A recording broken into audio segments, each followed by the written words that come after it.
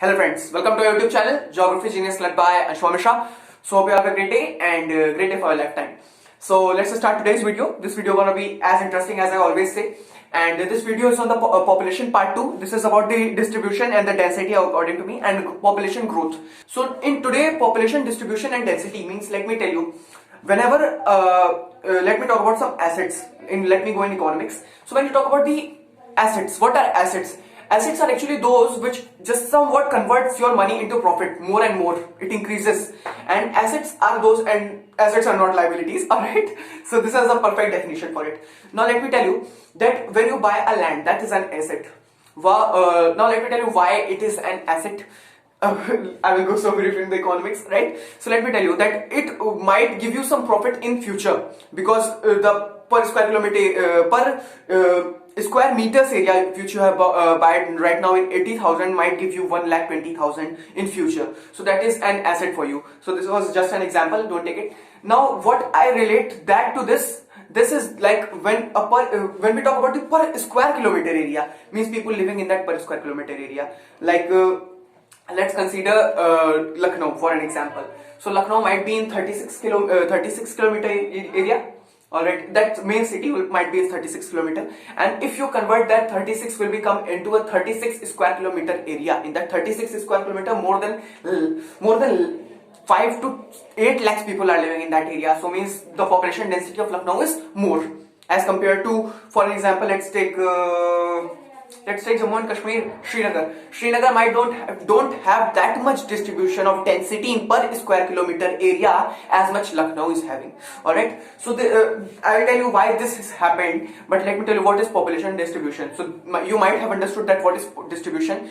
Distribution means here about the density when you talk about the people living per square kilometer area. Now let me talk about in India. In India, as an average, we have taken off all the 28 states and 10 union territories have been changed. So when we take about the average, we got that 382 people are living in per square kilometer area as a census scenario of 2011. All right, and the how much million square kilometer area we are having? 3.28 million square kilometer area. All right, so let's start next point. What I'm going to talk about. Actually, what happened? This chapter is filled with around the scenarios, means the topics, the numbers, the people are living, means the density, the population. So population has been increased a lot from the last time, and there's one do you know, and do you know says, I will not waste that much time on that, but do you know says that Bangladesh and Japan have more density of population than us, of course, but they don't have the total number of population as much as we are having. All right, so that is a difference. All right, so let's start. So मैंने आपको first point तो बता ही दिया, अब दूसरा बताता हूँ. Means इतना the जो land area है India का, means the total land area which is India is having is that much uneven in density that somewhere the people around 1,102 people are living in Bihar, whereas Arunachal Pradesh having only 17 people. All right, so means there's uneven distribution. Means in Jammu Kashmir there are less people as per square kilometer density area, whereas it might be more than Lucknow, as I have told just right now. So this is the density of population. It is uneven. It is not in India but everywhere in the world. Somewhere it is having a favorable climate, somewhere it is having an employment opportunity, somewhere it is having their personal and private reasons. Alright, so this is the thing I want to talk about. Alright, so let me talk about the state. Means a particular state. This was the first paragraph. Now let me tell you what the second paragraph. What the second paragraph says, that somewhere there are not a particular climate which is favorable to the people, means it is unfavorable. Like for an example, we take about Arunachal Pradesh. It is an high altitude area, means Arunachal Pradesh around the Sikkim and Jammu and Kashmir, Uttarakhand and Himachal Pradesh. It is famous for tourist area, but it is not famous for the people who are living there because it is unfavorable climate. These people are not even just fond of the waters, means they are not just having a glass of water at the time of winters because all the waters becomes an ice, and that is the problem that people are facing there. So that is unfavorable. What is unfavorable according to you? That type of situations which changes your comfort level into an discomfort. All right, so this is unfavorable. So let me talk about the next paragraph. So people who are in the state, let me take about in a state where less than 250 people are living, that is having unfavorable climate, is harsh climate, and that is not good for the people. It is a terrain region. All right, so that is the thing. Now let me talk about, whereas when we talk about, so I have given you example, Jammu and Kashmir, Himachal Pradesh, Uttarakhand, Sikkim, and Sikkim and Arunachal Pradesh. Now you might be thinking, why Himachal Pradesh, Uttarakhand? They are having many people. I have gone there, I have saw that, but that is wrong. They are the tourists. They are not the particular. What is different between tourist? Tourists for that particular area is known as nomads. Don't think that tourists are nomads. I'm just giving an example. For like when you locomote to that place, when you go to that place, you are just want to see the beauty of that, the beauty of the nature which has been found there, the beauty of the place. But you didn't just bound yourself to be there. Just you don't bound yourself to be there. You just go for 1 week, 1 month. You might go for 1 year, but you will not just be there only. You might just go like from the USA people come. They usually just around 1 to 2 months they stay here. All right. So this is a perfect example for that. But you are not living there. All right. So let me tell you. When we talk about northern plains is Bihar, Uttar Pradesh, Rajasthan, and some of these regions are very having a population density higher. Why they are having? Because in northern plain there is a fertile soil. अब fertile soil ही एक reason नहीं है, यहाँ पे बहुत सारे reason है, employment के रीजन है, एंड बहुत सारे रीजन मैं आपको कई बार लास्ट वीडियो में बता चुका हूँ. अगर आपने वो वीडियो नहीं देखा तो link is in the description, you can go and watch it out.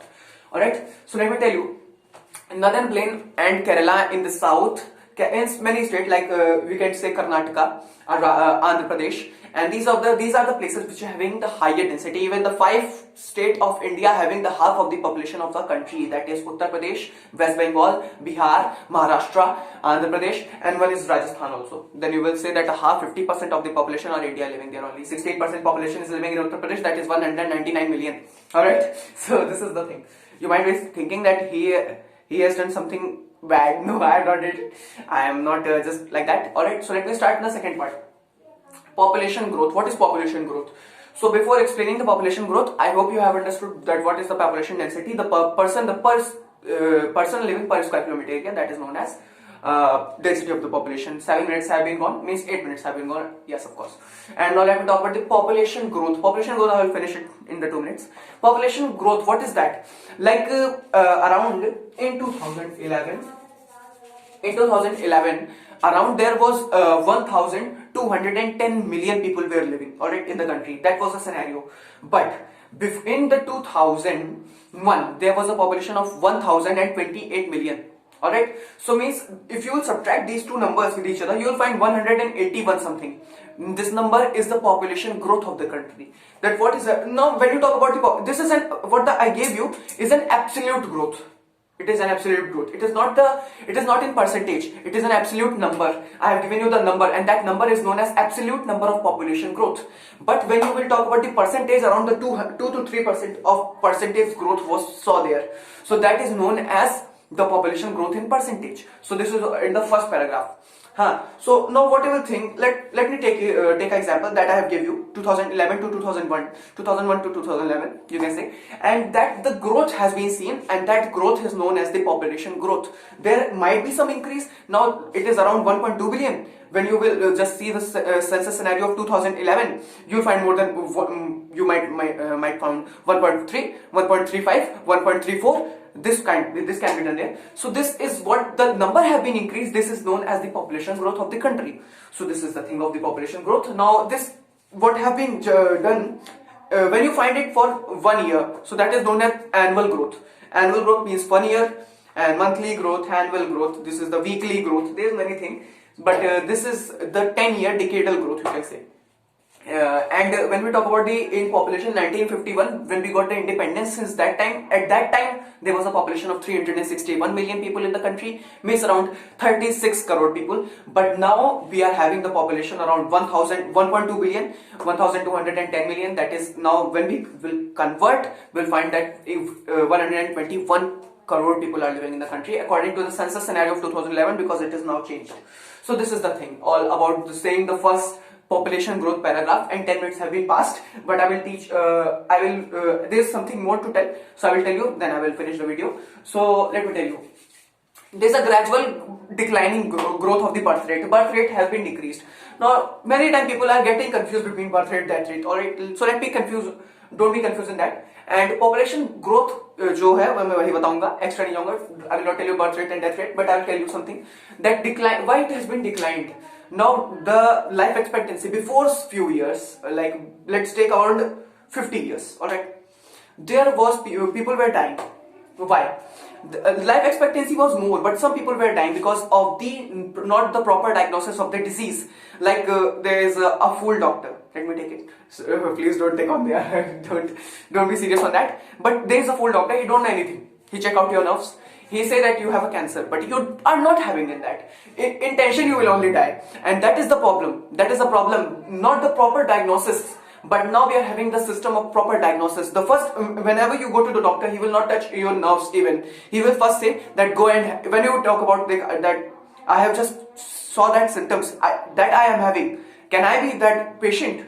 So he will not say, he will not check you. He will just directly say go and have a, first of all, the diagnosis of your disease. Means there are machines. Means if you don't trust on people, you can trust on the machine, and machine has did that work. So this was not in 1951, this is in 2011. So that is known as the growth of the country. So its growth have also played a very huge responsibility behind the birth rate declining. The birth rate was declined, but then also that much growth have been done in the country. This means around 181 million people have just been grown, but declining birth rate also, we have to saw that. Alright, so means the proper diagnosis have been done. So we have got the machine mechanism have helped us a lot to find out the proper mechanism what happened. Let me tell you, there was an increase. There's one graph, you can watch it out, but there is a decrease right now. But before, around the time of 1961, 71, 81, means these one. Alright, you can watch it out. There is a growth in population. Why? Because that was a time of the growing population. There was a time also when India was in a poverty. It is now also, but a very worse condition was at that time. So till that time, India has developed a lot, and the proper diagnosis of the disease. Now you don't have to go before around 50 decades. 50 decades is too much. 5 decades ago, when in 1951, let me take example of 1951. You might have to go to cities, big cities, like if you are living in somewhere in around. You can take an example for a small city, small town. So you might have to go to Mumbai. You might have to go to Delhi to check out your proper diagnosis of the disease, because there was not that much growth in India. There was not a developed India. But now we are developing, and since we can see the development in our country because the proper diagnosis have been found. So I hope you like this video, and I hope you like the way